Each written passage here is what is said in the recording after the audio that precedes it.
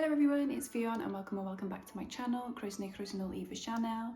Today I want to do kind of a book haul, but showing you the books that I've bought that I'm gifting to my loved ones this Christmas, and then I might wrap them and I'm going to make some Christmassy bookmarks to give to some people as well.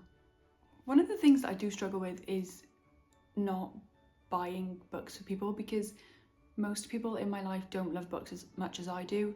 So when I want to give books to everyone as a gift, because I think it's the best gift ever, I need to remember that not everyone feels that way. However, some people do enjoy books, so I have picked up some.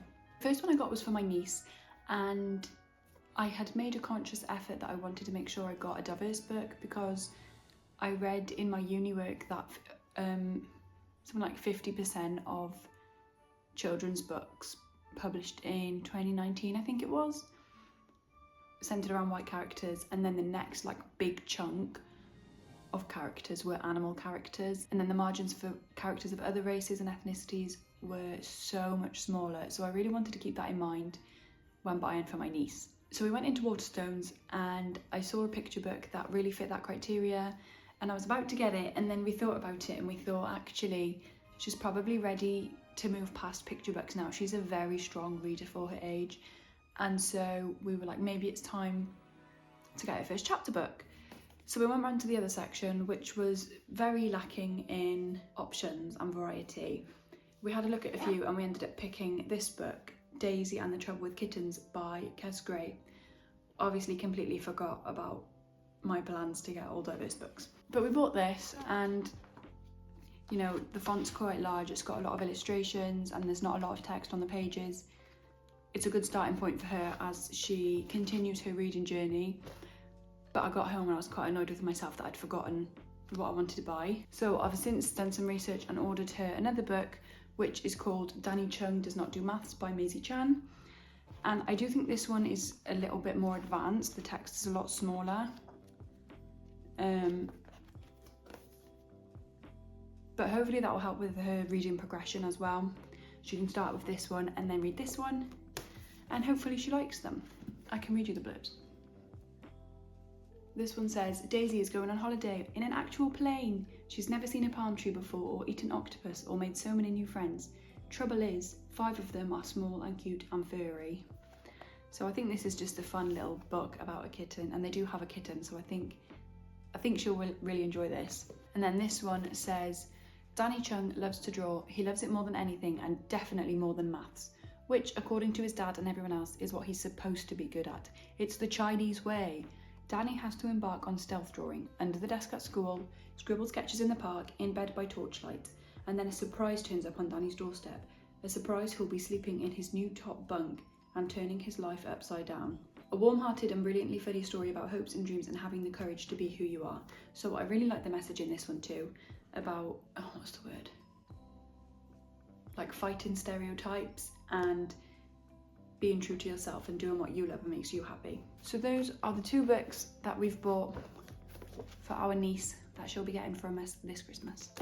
Next, I got a couple of books from my boyfriend Ben, who does read quite regularly, but definitely not as much as me. I think he's probably read about 5 books this year. It's really hard to get books that feel like they're specifically for him, not just books that he'll enjoy and so will I. But I think a good genre for that is sci-fi.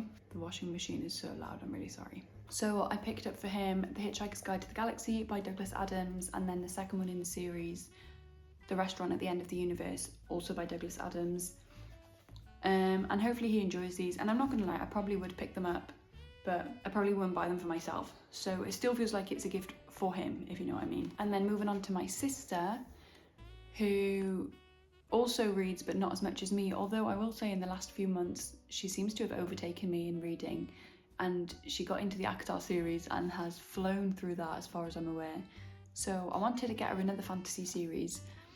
I just went onto World of Books and saw what was available, and The Atlas 6 by Olivia Blake was on there, which I've heard very good things about. I've never read it, I don't really know a lot about it, but hopefully she'll enjoy this. Should I read you the blurbs? The blurb says, 6 extraordinary magicians, 5 chances to win, 1 secret society. Once a decade, the world's best magicians are invited to join the elite Alexandrian Society. Its members enjoy a lifetime of power and access to ancient secrets, but only 5 places are offered. So after recruitment by the mysterious Atlas Blakely, the candidates must complete a rigorous year of arcane study. Libby Rhodes and Nico de Verona are inseparable enemies and cosmologists who can control matter with their minds. Farisa Kamali is a telepath, Raina Mori understands the flow of life itself, and Callum Nova can manipulate desires. Finally, there's Tristan Kane, whose powers mystify even himself. The rivals must survive their trials, and if they can prove themselves, they will. Most of them. And the blurbs for these are as follows. Volume 1 in the Trilogy of 5, I didn't know that.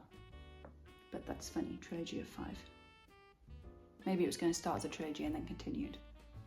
An international phenomenon and pop culture classic, The Hitchhiker's Guide to the Galaxy has been a radio show, TV series, novel, stage play, comic book and film.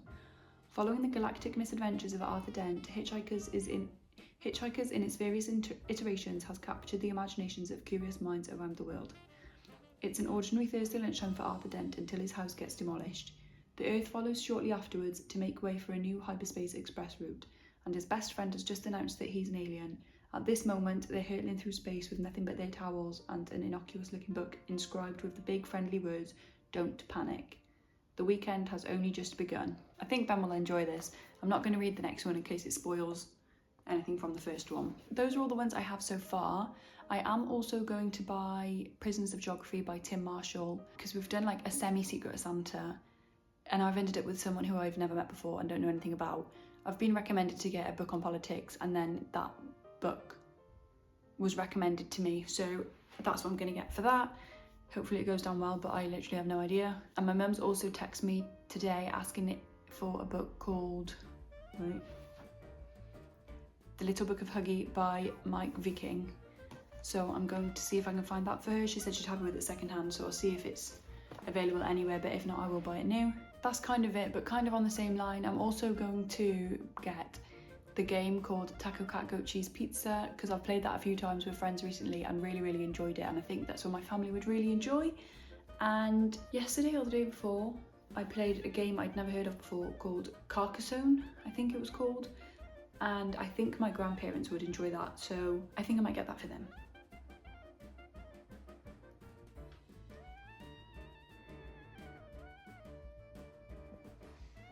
I am someone who saves and reuses wrapping paper. I do buy new sometimes, but I try not to unless I absolutely need to.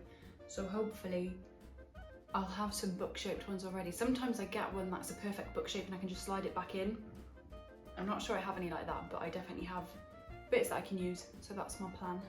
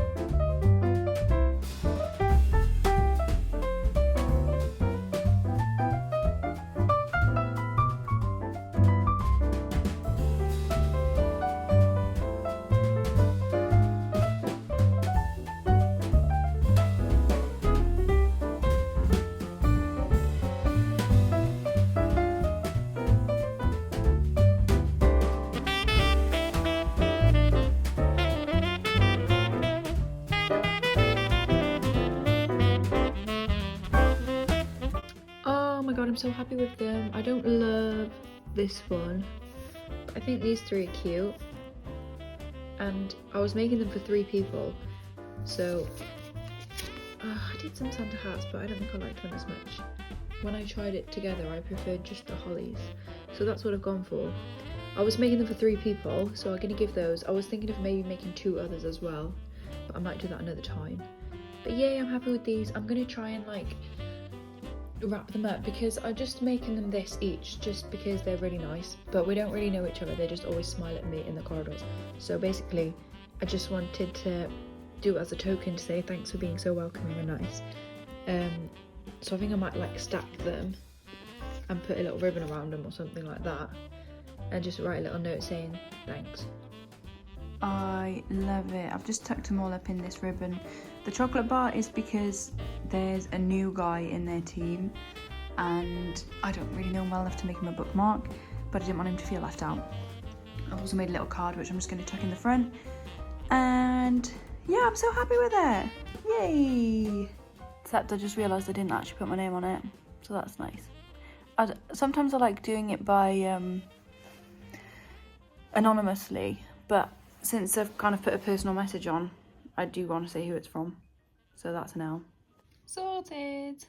Thank you so much for watching. I hope you like my bookmarks. I'm so happy with them and I can't wait to give them now, but I have to, it won't be long. Merry Christmas and Nadolig Llawen.